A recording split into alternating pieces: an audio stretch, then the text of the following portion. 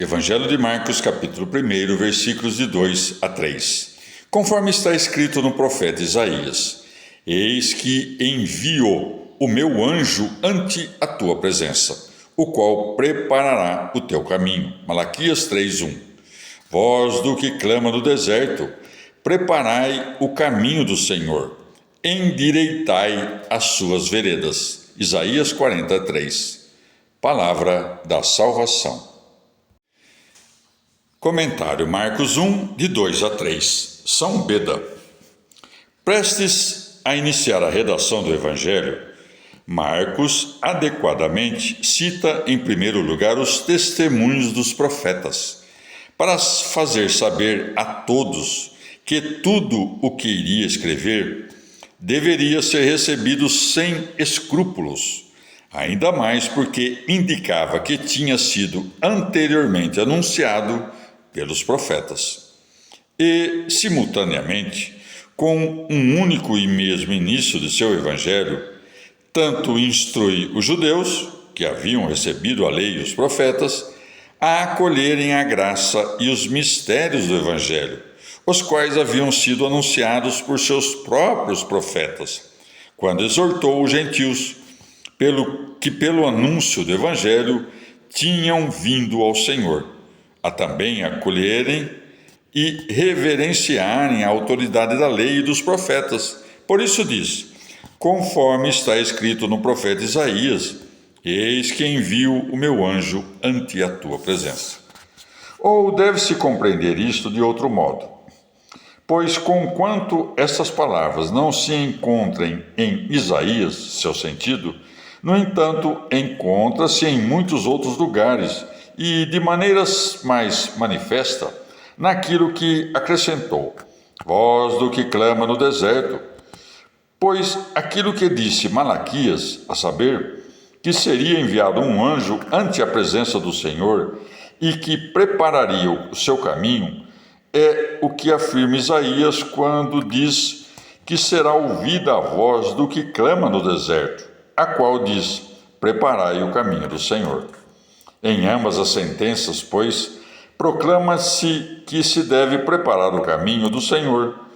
Pode ter ocorrido à memória de Marcos enquanto escrevia o Evangelho o nome de Isaías em lugar de Malaquias, como costuma acontecer, coisa que, sem dúvida alguma, teria corrigido, ao menos se fosse advertido por outros que puderam lê-lo quando ainda vivia.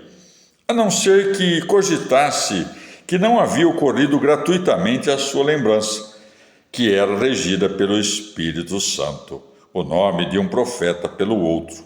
Assim, pois, insinua-se que tudo que foi dito pelos profetas foi dito pelo Espírito Santo, e que cada coisa pertence a todos e todos a cada um.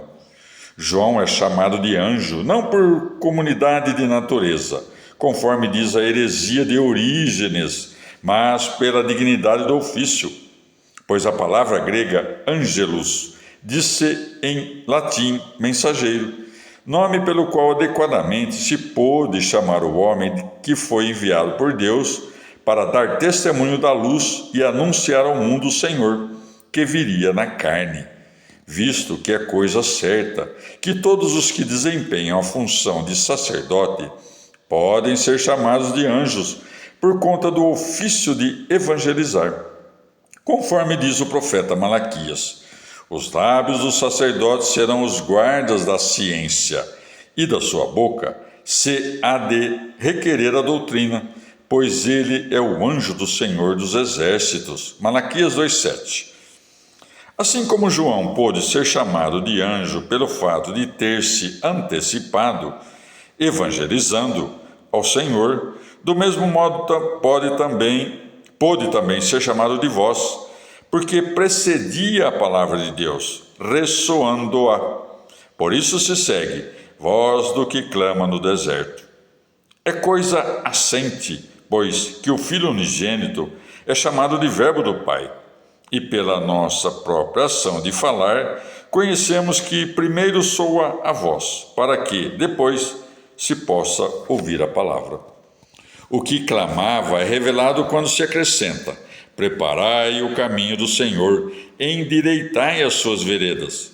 Com efeito, todo aquele que prega a reta fé e as boas obras que outra coisa faz, senão preparar para o Senhor que vem o caminho para os corações dos ouvintes, de maneira que a força da graça penetre nesses corações e a luz da verdade os ilumine, endireita também suas veredas, enquanto forma na alma pensamentos puros pelo discurso da pregação.